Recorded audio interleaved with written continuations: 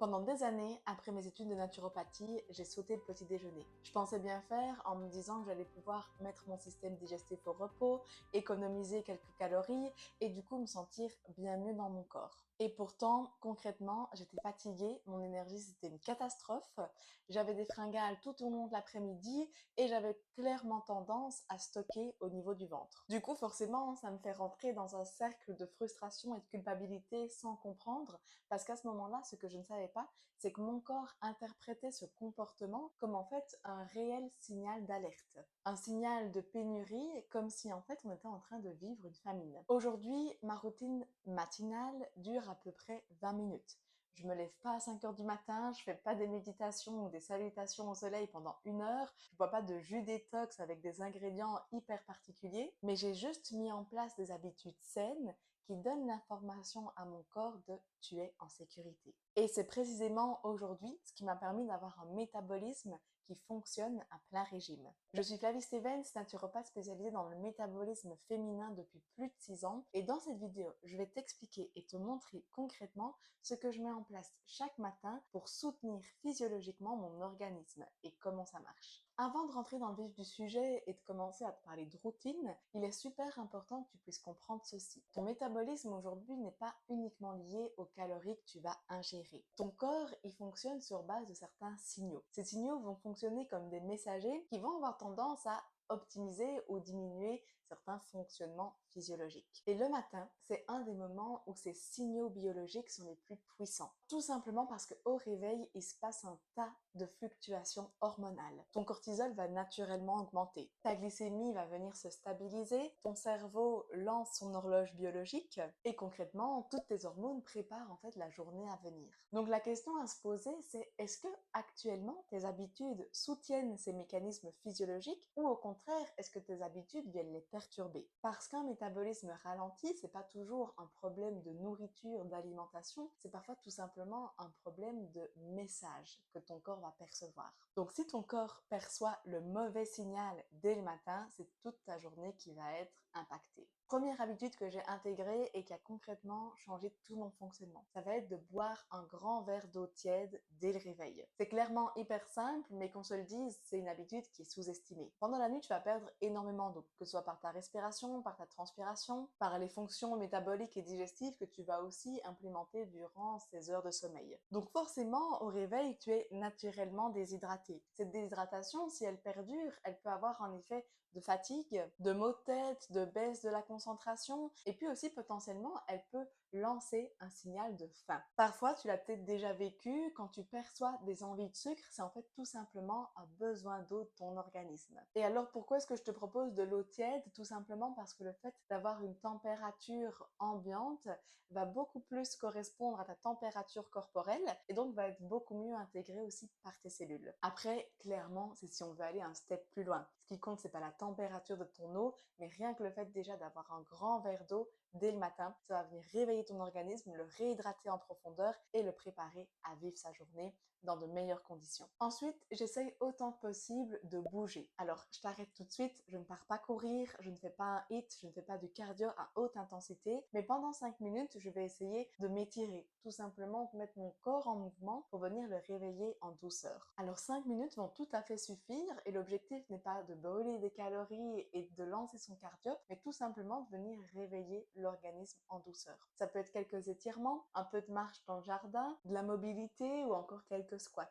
Pourquoi c'est intéressant? Tout simplement parce que ces petits mouvements vont directement venir stimuler ta circulation, que ce soit sanguine ou lymphatique. Cette habitude va aussi vraiment venir au niveau cellulaire augmenter ta sensibilité à l'insuline. Si tu te poses des questions en entendant ce terme, je t'invite à aller voir ma dernière vidéo qui parlait justement de l'impact de l'insuline sur le métabolisme et sur le poids. Et puis tout simplement, ça va venir réveiller cette énergie corporelle. Ça envoie le signal à ton corps de OK, on est réveillé, on se met en mouvement et on va pouvoir lancer notre journée. Ensuite vient la troisième habitude. C'est pour moi la plus importante et je dirais l'habitude indispensable pour toutes les femmes qui souhaitent soutenir leur métabolisme. Pendant très longtemps, j'ai cru que pratiquer le jeûne intermittent et sauter le petit déjeuner allait me permettre d'économiser des calories et donc de pouvoir baisser mon poids. Alors c'est peut-être vrai pour certaines personnes, mais ce qui est très intéressant de comprendre, c'est que toutes les études qui ont été faites sur l'intérêt du jeûne intermittent ont été pratiquées sur des hommes qui n'ont en fait absolument pas le même métabolisme que nous, les femmes. Notre métabolisme est beaucoup plus sensible aux perturbations et aux sensations de stress.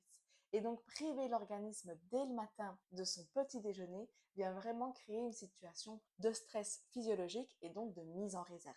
D'autant plus lorsqu'on est dans une situation où il existe déjà du stress environnant, qu'on est sensible à certaines fringales, qu'on manque d'énergie et qu'on a potentiellement des déséquilibres au niveau digestif, la pratique de sauter un repas vient en fait accentuer ces déséquilibres physiologiques. L'objectif lors de ce petit déjeuner, ça va être d'avoir un apport important en protéines. On peut tourner autour de 20 à 30 grammes par assiette. L'objectif de ces protéines, ça va être de venir nourrir notre satiété, qui va durer du coup tout au long de la matinée. Ça va être de venir créer notre dopamine, qui est un neurotransmetteur qui favorise l'énergie, la motivation et la mise en action. L'objectif des protéines, ça va être aussi de créer un maximum de tissus musculaires qui viennent soutenir notre métabolisme et permettre une meilleure répartition des tissus musculaires et graisseux. Alors qu'est-ce qu'on met dans son assiette au petit déjeuner? Ça peut être des œufs, du jambon, du fromage, mais si on a aussi envie d'un peu plus de sucré, ça peut être un skyr, un yaourt blanc avec des fruits, un peu de granola,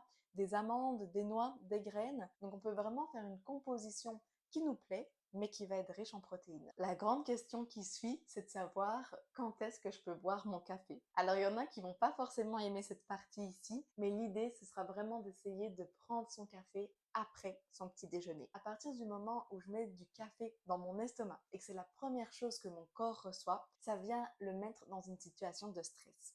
Le café contient de la caféine qui a pour effet en fait de venir stimuler notre système nerveux. C'est d'ailleurs ce qui donne ce coup de boost quand on en boit. Mais lorsqu'il est pris à jeun, il a un impact beaucoup plus important. Il vient du coup augmenter cette sensation de stress et créer un terrain nerveux pour toute la journée à venir. Ça peut potentiellement déboucher du coup sur des fringales qui vont se répéter tout au long de la journée. Donc clairement, l'objectif, ça va être de donner l'information de l'apport des protéines par son petit déjeuner complet.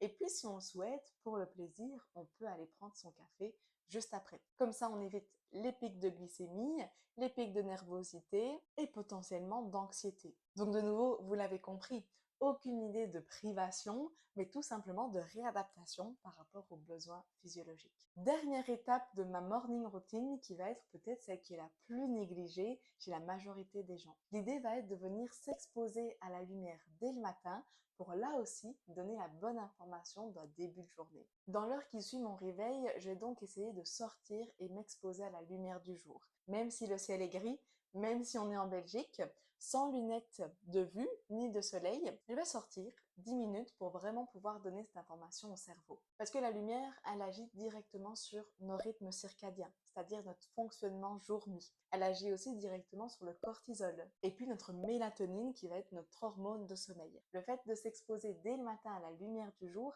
permet déjà de préparer une nuit qui va être beaucoup plus réparatrice, qui est indispensable lorsqu'on souhaite travailler son métabolisme. Donc très concrètement, au bout de quelques jours, vous allez vous rendre compte d'une meilleure énergie tout au long de la journée, d'un sommeil bien plus réparateur et d'une régulation hormonale qui va vraiment avoir lieu à plusieurs niveaux. L'idée, c'est vraiment de se dire, à nouveau, lorsque les rythmes biologiques sont respectés et soutenus, on a un métabolisme qui est dans un environnement propice à son fonctionnement. Bref, tu l'auras compris, ma routine matinale et les habitudes que j'ai mises en place, elles ne servent pas juste à brûler plus de calories. Elles cherchent en fait à envoyer les bons signaux à mon métabolisme pour venir le soutenir.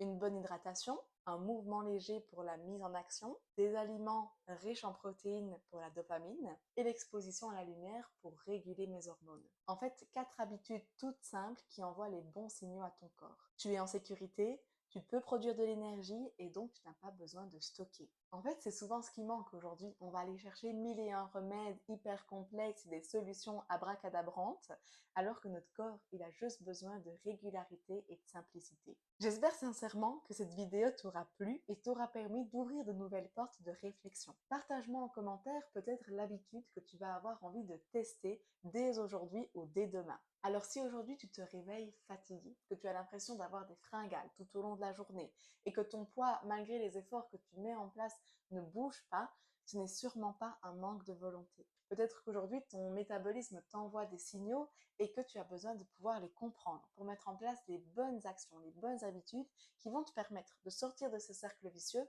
et de relancer ta perte de poids. C'est clairement ce que je te propose dans le prochain webinaire que je vais organiser autour de la compréhension des freins du métabolisme. Donc si ça te parle, le lien est dans la description pour pouvoir directement t'inscrire.